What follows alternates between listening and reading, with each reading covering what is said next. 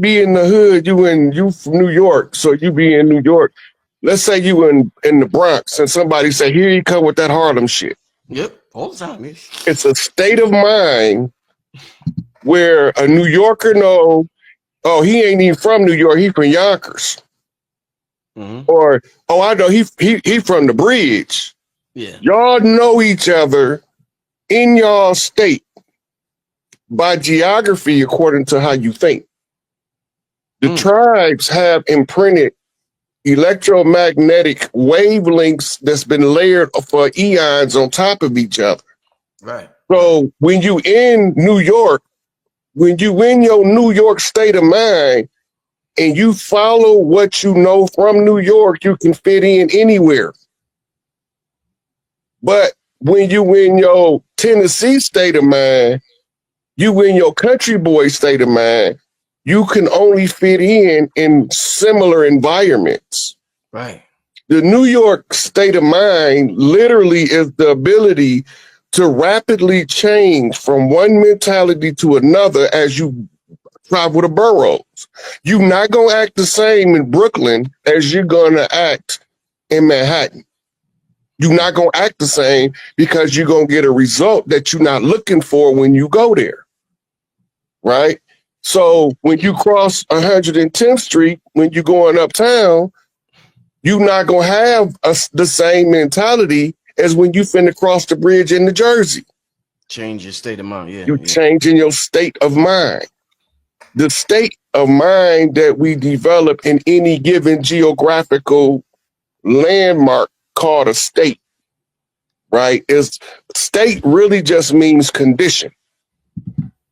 So when you think about mind control, you think about operant conditioning, you're thinking about programming to a particular mind state, a particular geographical position in the mind, right? So when you go to California, if you don't know the culture, you can get swallowed up so fast, nobody won't know what happened to you, right? But if you take your time, this is what the ancient check-in culture was about. Ooh, ancient check-in. Damn, you said the ancient check-in. See, some people been using it wrong. They're not using it the way it's supposed to go. Right, right. It's just like Chicago. When I go to Chicago, it's certain key people that I have to contact when I get there. I don't have to do it, but it's the basic respect for being on the land. Right. Yes, sir. Right. I was born in Chicago, so the way Chicago moved, it feel like I'm supposed to be there every time I go there. I'm not from New York. New York, not my city. And because of the way the New Yorker is, it's uncomfortable to me because I have to be hyper vigilant in order not to make a mistake and disrespect New York culture. Right. But it's easy for me coming from right outside of Detroit in a little small town to go to the big city of Chicago and fit right in. My whole family coming from Chicago. So we understand the change in the mind state from Pontiac, Michigan to Chicago, Illinois, better than we do. Because when I'm in New York, I'm under continuous pressure all while I'm there, not to make a mistake and disrespect the culture. Right? Those are mind states, right? And the mind state becomes prevalent when you travel from state to state. When I went to Mississippi, man, I thought I was a straight up country boy. You couldn't have told me nothing. You couldn't hit me in the ass with a shiny red apple. I'm out there playing with the wild bulls. That bull will maul you. My big mama say he ain't mauled him yet. Big Red was our bull. You know, he the meanest bull in the yard. I know patting him on the head like this. I'm like 6. Damn. Right? And everybody terrified of the bull. But I have a knack for country stuff because we country people in the city. So it's natural to me, but the city stuff was what I had the hardest time adapting to. Right? But the small town was the perfect bridge and training ground to go back to the big city. So you take the country boy to the small town, you teach him the ways of the small town, and now he could take that microcosm and expand it to the macrocosm of a bigger city. This is the same thing you do when your emotions make your mind change from one thing to the next. Emotionally, if I see him, I'm gonna hit him in the mouth, right? But when my man come up and he coming up with you with open arms and he ain't got no malice, that zaps that mind state. You can't just hit him in the mouth now. That's facts. That has happened to me. That's facts. Yeah, you was mad as a junkyard dog in the hubcap cemetery. As soon as I see him, it's on sight. Yo, somebody can neutralize you when you come with that anger. And they listen, brother, I'm sorry. You be like, the energy just vanishes from you, bro. That consciousness, bro. It's mind-boggling, man. Right. Because you adjusting your mind state to suit the condition. It's the same as when you go to Florida, that's the finish line. Yeah. Anytime you cross Florida, you're supposed to experience the feeling of celebration if you from this land at this particular time. Right? So now you seeing them all coming out, boots on the ground, and asking where them fans at. The country talk, the boots are shit kickers. Yeah. And they trying to kick the shit to the fans so they can get it over with. The boots on the ground. Right. And I want to ask you about this. I'm going to take this clip and I'm going to put it on Instagram.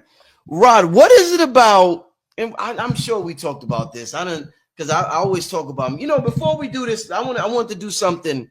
Actually, before we start the show tonight, we got over 2,000 people in the chat already so far. So I know what type of night it's going to be. But I want to set a certain tone since we're talking about altered states of consciousness. You know how the players on a basketball court, when things are too chaotic, Rod, sometimes the coach calls a timeout and they sit down and they regroup. So it's important, and that goes into Rod taking a spiritual timeout for a month from YouTube just to regroup. So it's important for us to take that spiritual timeout, even if it's for a minute out of a day, family, and to really appreciate our essence, our divinity, our true identity, where we come from. And thanks for participating in that with me, including you, Rod, including you, my brother. So I want to comment on the singing bowls. Yeah, go ahead, my brother. Go ahead. Somebody in the comments called it ignorance and said we're not in Japan. What they don't understand is the bells was removed for a reason. Mm-hmm. They took the bells from us. They took the singing bowls from us. They took the only thing we got left is maracas and cymbals and tambourines in the church. Right? The understanding of frequency and vibration is the beginning of the understanding of creation. Because you don't want to hear it because you believe it's a foreign culture. All culture on earth came from what you call the Arizona desert. All cultures. Japanese culture, Chinese culture, Hindu culture, barbarian culture, Tartarian culture, whatever name you want to give it. The original earthborn was settling the world from Arizona first. And all of these tools that you see is the tools that was to help us break free. And some of us had to go to World War II and fight in Japan in order to find some of this stuff. Some of us had to go to the Korean War to discover some of our stuff. Some of us had to go to Vietnam and fight in the jungles to find out that them people ain't did nothing to us over here. Some of us had to fight wars all over the world just to get a piece of the truth to bring back home. Don't never neglect the value added to the spiritual tools that other people have because they got them all from us. We the original, the first template, the original. Ain't we not carbon copies? Other people are carbon copies of us. We are the original, the Omega bloodlines, what they call the old blood. The Omega bloodlines is the oldest bloodline. That's how you go from Alpha to Omega. The Alpha has to wake up the Omega, right? It's a baton race, track and field, Olympics, all that stuff is stuff we used to do in ancient times. Ballet is straight from Atlantis. Ice skating and figure skating is straight from Atlantis. Ice hockey is straight Atlantean. That's why it was melanated people that invented it. You Right. know, so stop being so bigoted, because that's one of the divide and conquer tools that keep us oppressed. It's closing our minds off to stuff that work because you don't think it came from you. And if you one of the originals of the earth, anything on earth came from you. You can't be second and then everything originate from you. If you the original organic Mississippi clay dirt walking, or if you from the what they call the motherland, from the Black Aswan dirt clay of the Nile, you still have to be able to see the benefit in other people's culture, because those are spin-off cultures, right? We don't throw away the original sitcom because it has spin-offs. And sometimes you have to go back to the original sitcom to understand a particular scene in the spin-off, right? So it's the same way that we take these tools that we use for spiritual awakening from all over the world. Right. You know, and I had another question in mind, but I like to go with the flow. So you're talking about tools that we're taking from all over the world. This comment right here, I felt that going from South Africa. I got a lot of people from South Africa who tune into the show. So shout out to everybody from South Africa. When I was young, I had a kid in my school from South Africa, and he became one of my closer friends named Sikkim. His name was Sikambuzo Dalamini. So if he's watching, shout out, yo, I was the dude I was cool with, South African name was Sikambuzo Dalamini. Shout out to him. And he used to tell me a lot about South Africa. And what I want to ask you is that my whole life I've heard things about, I felt the connection to South Africa in terms of the information, and you hear about the Credo Mutwa, you hear about the Zulus, and the Zulus was very inspirational, Shaka Zulu, and we hear about so many things with South Africa. A lot when they was going through the apartheid thing, a lot of Black Americans over here, the musicians, Smokey Robinson, we was making noise over here to help them out over there in South Africa. And we were still going through the same struggle. We're still going through the same struggle. Tell me, and since we're talking about states of consciousness, and you talked about that New York state of mind, I'm from Harlem. I got that Harlem state of mind. What is it about South Africa? South Africa is very interesting. What's the deal with South Africa?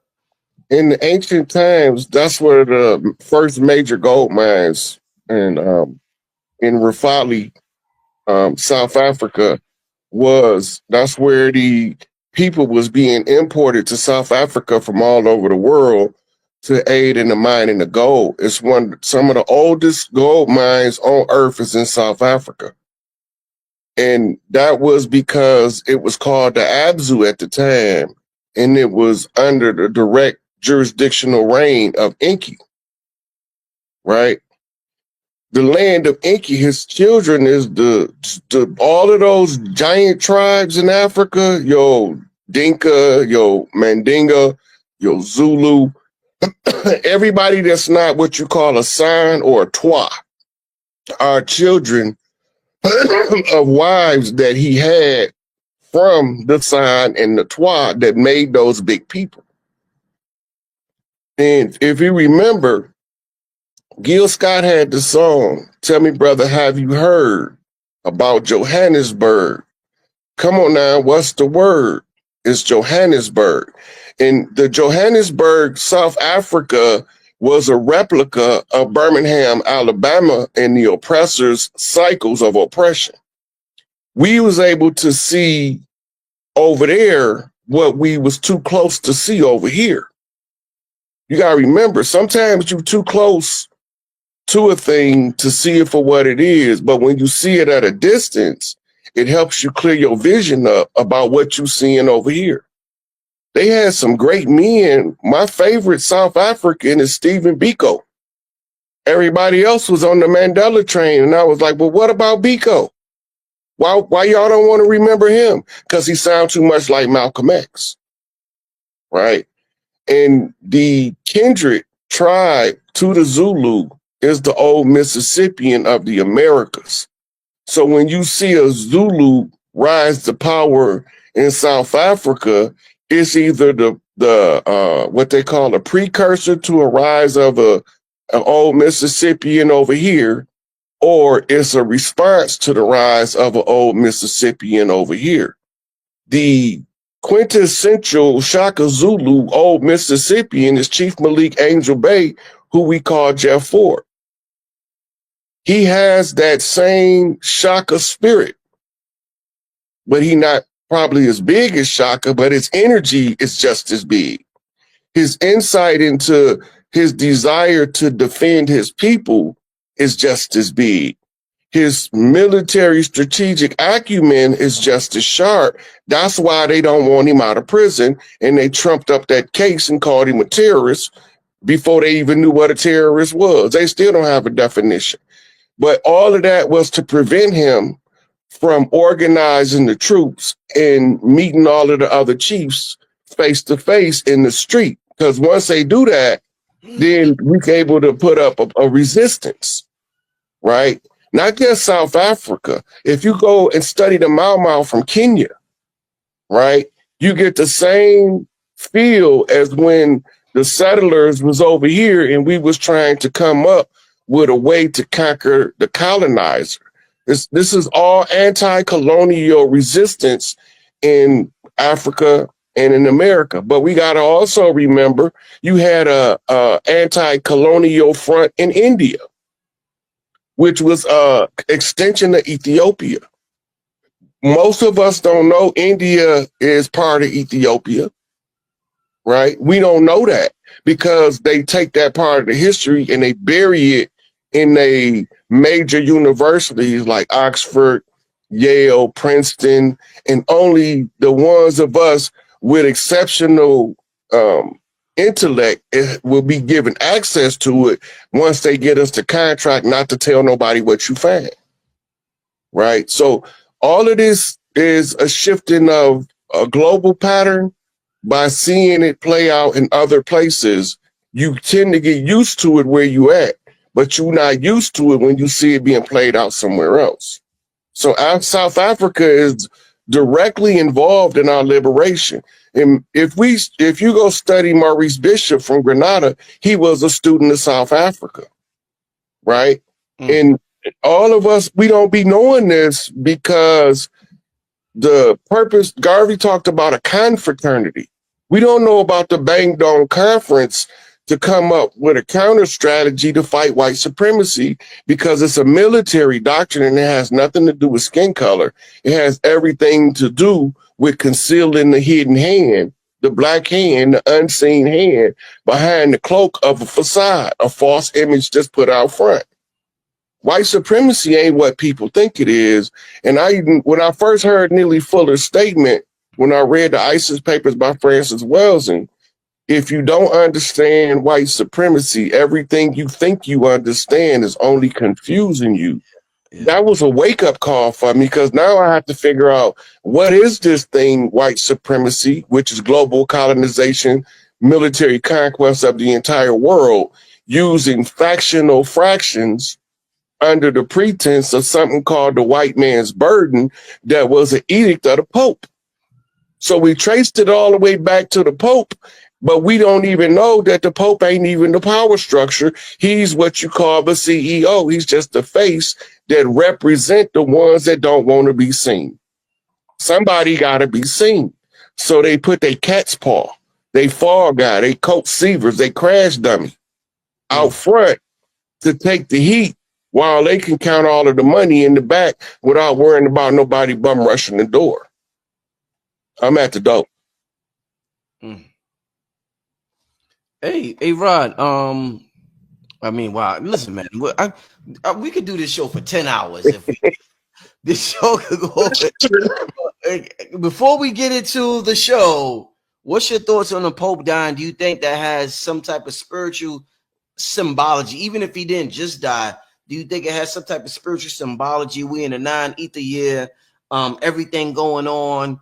We just everything going on. What do you think that means symbolically? So first you got to start with his age. 88 means the queen has been seated, but it ain't talking about in Europe. Oh shit. Right? 88 is a seated queen. 80 is an open queen seat. 8 is a queen looking for a seat to sit in. 88 means the queen is seated. When the Pope dies, it's opening up the clear pathway of the Great Mother back to the sacerdotal seat. At this particular time, it's directly tied to that. Because remember, the Pope's seat sits under Big Mama's seat. He's the underminer. He's the supplanter, right? He's representing the quintessential Jacobite, the one who goes under to loosen the root in order to replace the plant, an underminer, a supplanter. That's what it means. So once he croak, pass over, unalive, whatever you want to call it, once they announce it, that's a confession. And it's tied to the numbers because they talking numbers and they talking symbols. Rod, real quick, Rod. This is a very interesting comment. You know, the piano has 88 keys in it when you get a real piano. So it's interesting. You know, the keys in the piano was closely related to the, you know, cosmos and all that. But go ahead. I just want to thank you for pointing that out, Levi. Yeah. And so when all of the keys been turned, right, that's when you can get the full access to the piano. You don't learn the piano 88 keys at a time. You learn it one key at a time. Yeah. But once you know all 88 keys, you can make music. You can make classical music, jazz, ragtime. You can play the piano and rock and roll because you know the 88 keys, right? Now, the keys is also symbolic because the Papal Church is represented by a gold key and a silver key. The gold key is what they call solar magic, astrology.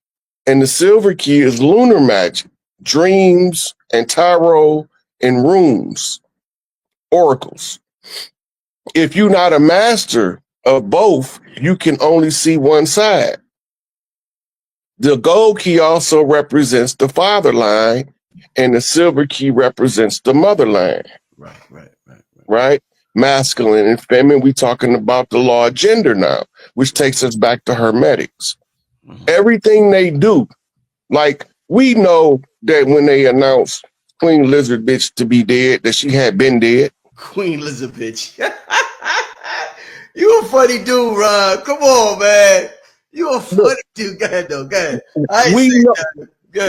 We know this robotoid that they call Francis. That's why his hands don't come down on his body, because he's a robot. When you said it on my show, I said Rod is bugging the fuck out. But go ahead, though. Go ahead. Don't make me send you the receipt, Rich, because you know I will. Oh man! You know how I send you the receipt of them sliding his ass under the bunk, because it's in my. All I gotta do is go through my Facebook feed, and I'll find that receipt and send it to you, and you'll be like, "I thought he was crazy." Oh man! Because I got the receipt, right? But all of this, okay. So now, what the papacy? When a woman go to the gynecologist, what kind of smear do they give her? It's called a pap smear. Pap smear, yeah. So now you dealing with somebody that's blocking the vagina, a papacy. Ooh, you tried that? Oh, you gonna do it like that? That's what it is. The papacy, you gonna do it like that? I see you. Yeah. Go ahead. It's also the poop deck pappy on the pirate ship. That his job is relegated to cleaning up shit. So all these words is tied together. But while you're dealing with the papacy and the poop deck pappy, go all the way back to Egypt when Osiris was fighting Apep. Apep.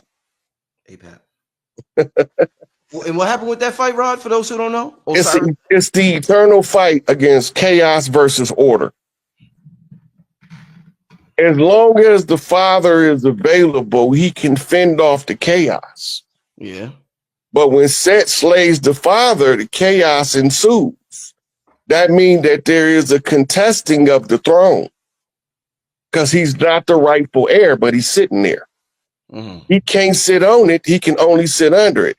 The divine father can't sit on Big Mama's seat. Right? So when you look up, if you look up the wheel of Osiris, he's sitting there in his 12 zodiac signs around him. Mm-hmm. But when you look up the wheel of the Great Mother, she sits on the 13th seat. The void is in the middle. That's the eye. The eye at the center of the universe is the all-seeing eye of the Great Mother.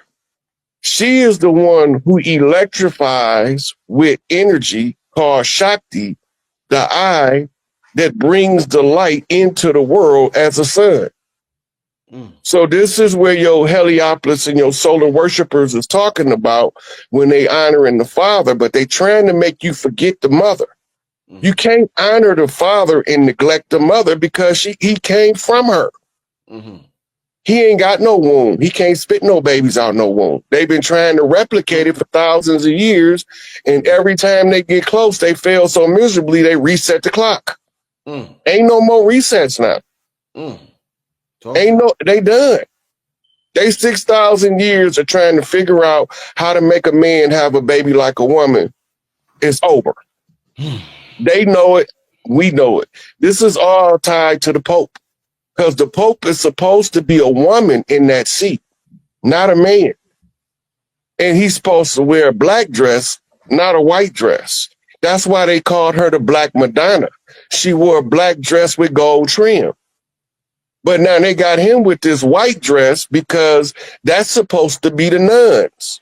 The nuns is the mirror reflection of the primordial noon. It's all in the doctrines, but it's so scattered out, we don't know what we're looking at because we all forgot the holy drama, which is the story that is the blueprint to reclaim and restore order to everything.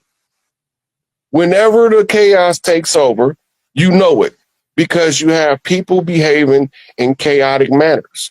You have a misunderstanding the roles of gender, the roles of education, the breaking up the families. All of that's part of the creation of the chaos to play out on the ground as it plays out in the greater universe. As it decaying society, entropy is the building of the chaos. And this is why all of those secret societies say from the chaos come order. Yeah. Aleister Crowley and all of them, right? Yeah. Like Crowley, they call him evil. He was from the left-hand path. But we don't even know what left-hand path means. I mean, Rod, he was in the like semen and blood type shit. You know what I mean? Like he was okay, in now we gotta go. If you really want to understand Crowley, you gotta go back to where he started. Crowley said, I'm gonna go into the Masonic lodges to find out what's going on. And when I get done mastering all they BS, I'm gonna give it away for free to everybody in the world that want it. Oh, that's what he was doing? That's what he said he was doing. When he was a teenager. He made his mind up to infiltrate the Masonic Lodge and any other secret society that's being used to oppress masses of people, right? He was a natural pervert. You can't send no straight-laced dude in to drag some perverts out. You got to send a pervert. That's a good point. That's a good point. That's why when everybody talk about Puffy, I say, okay, well, who is Puffy trying to drag out? You got to remember, it's a whole movement going on the land. But you can't send no heterosexual in the pack of homosexuals that tell him that you want to drag him out in the open. He ain't gonna never get him out unless he get turned out. Ooh, yo, this motherfucker dropping it tonight, y'all. Come on. Go ahead. I'm sorry. Whatever happened to Puffy, he better not let Clive get away. That's all I can tell you. His only job is to hold on to Clive Davis until the bitter end, because that's the SOB that he went in to get. Right. Oh shit. So all his troubles is in Clive Davis' lap right now. Cool.